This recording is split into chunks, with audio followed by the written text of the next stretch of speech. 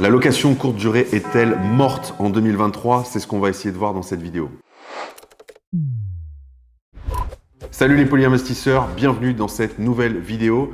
Comme d'habitude, si ce n'est pas déjà fait, je vous invite à récupérer gratuitement l'enregistrement de notre dernier séminaire avec Luc. C'est cadeau, c'est offert, c'est pour vous. Vous cliquez ici si vous voulez récupérer votre enregistrement. Alors, la vidéo d'aujourd'hui, elle est extrêmement simple, mais elle est aussi très intéressante. C'est est-ce que en 2023, c'est encore intéressant de se lancer dans la location courte durée ou de pratiquer la location courte durée. Vous savez que je suis un grand adepte, un grand défenseur de la location saisonnière, de la location courte durée. Pourtant, j'ai basculé une partie de mes biens immobiliers en location à l'année. Et l'idée, à travers cette vidéo, c'est de vous inviter à la réflexion parce que vous allez voir que peut-être qu'aujourd'hui, il est plus intéressant pour vous de basculer en location à l'année que de rester en location courte durée. Pourquoi est-ce que je vous dis ça? Aujourd'hui, en 2023, le constat que je fais, c'est que deux choses. Premièrement, la réglementation s'est fortement durcie, notamment vous avez de plus en plus de villes qui réglementent l'exploitation en Airbnb, alors soit via des autorisations, des surfaces de compensation, comme ça peut être le cas à Paris par exemple. Vous avez aussi des villes qui imposent des quotas Airbnb, comme c'est le cas, il me semble, à Biarritz ou Bayonne, parce que ces villes ne veulent plus que l'essentiel du parc immobilier soit exploité en Airbnb et se retrouver finalement avec très peu d'habitants à l'année. Et donc on constate bien qu'il y a une vraie volonté de réglementer, de durcir les choses. Donc ça, c'est vraiment le premier point. Deuxième point, il y a en 2023 beaucoup plus de monde qu'en 2015, 2016, 2017 qui pratique la location courte durée. On dit que le nombre de logements disponibles à la location sur les plateformes de réservation double chaque année. Vous imaginez un petit peu le volume que ça peut représenter. Et puis il y a un autre phénomène au-delà de ça, c'est que par rapport à cette évolution du nombre de logements en location courte durée, vous avez aussi une montée en gamme parce que pendant un temps, vous aviez de nouveaux arrivants sur le marché. Donc la réponse était suffisamment simple entre guillemets. Vous proposiez un logement mieux équipé, mieux rénové, de très grande qualité avec beaucoup de confort et vous arriviez à vous démarquer avec une déco un peu sympa. Le truc, c'est qu'aujourd'hui, en 2023, la plupart des personnes font ça. Vous allez sur Airbnb, vous tapez n'importe quelle ville, vous regardez un petit peu les photos des biens qui sont proposés à la location et honnêtement, ils se ressemblent tous un petit peu ou alors à défaut, il n'y a pas de grande différence de niveau de confort. Donc par rapport à ça, c'est beaucoup plus difficile que par le passé de se démarquer, de pratiquer des tarifs qui sont dans le haut du panier et donc d'avoir des marges qui sont intéressantes. Et c'est également plus difficile d'avoir un taux de remplissage qui est extrêmement satisfaisant puisque vous êtes en concurrence avec plein de personnes. Et donc, quand il y a beaucoup de concurrence, qu'est-ce que ça signifie? Ça signifie que les clients ont la main, ils ont l'embarras du choix. Et donc, à prestation équivalente, qui va l'emporter? C'est celui qui pratique le prix le moins cher. Et moi, personnellement, ça ne m'intéresse pas de me batailler sur le terrain de faire toujours moins cher, parce que généralement, c'est une spirale négative, on dégrade les marges, on gagne de moins en moins d'argent et c'est le déclin.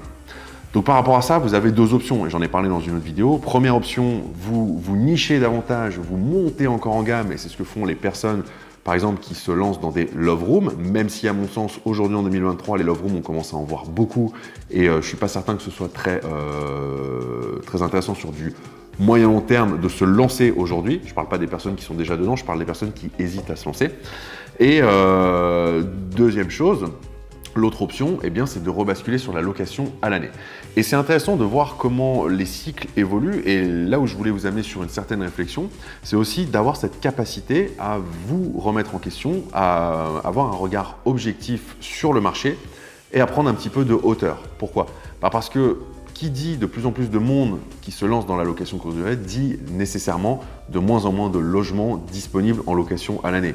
À un moment donné, la terre n'est pas extensible. On a beau construire de nouveaux logements, ça n'enraye pas non plus la pénurie de logements existante. Et sur les logements anciens qui nécessitent d'être rénovés, il y a quand même une grosse partie qui sort du parc locatif à l'année pour partir sur du parc locatif courte durée.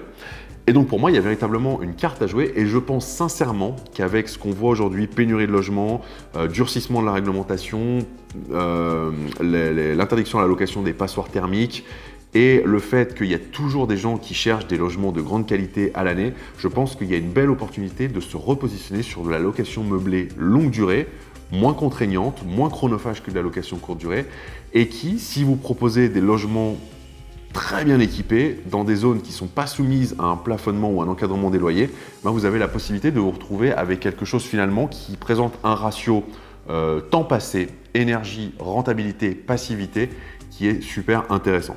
Alors, je vous dis ça, ça ne veut pas dire que je vous dis d'arrêter à tout prix la location courte durée, c'est juste qu'à un moment donné, vous allez voir que dans votre vie d'investisseur, vous allez évoluer avec, vous allez passer par différentes phases. J'ai démarré l'immobilier physique en 2014, donc au moment où je tourne cette vidéo, on est fin 2022, ça fait 8 ans. Et en 2014, il est clair et net que d'une part, la location saisonnière, c'était extrêmement rentable parce que Airbnb, Abritel, on était dans les débuts. Mais en plus de ça, sur les premiers biens immobiliers, ce qui prime, c'est la rentabilité avant tout. On cherche à maximiser la rentabilité, je faisais tout moi-même et j'avais cette énergie, cette envie. Et puis plus on avance dans un parcours d'investisseur, moi plus j'ai avancé dans mon parcours d'investisseur, plus on a des biens, donc plus on a du cash flow, plus on a de l'argent qui rentre et plus on est à l'aise financièrement. Et ce qui est intéressant, c'est de constater que les critères, les priorités évoluent et aujourd'hui, c'est plus la rentabilité et le cash flow à tout prix. Je préfère sacrifier quelques centaines d'euros de cash flow et quelques 1 point, 2 points, 3 points de rentabilité au profit d'une passivité et d'une tranquillité.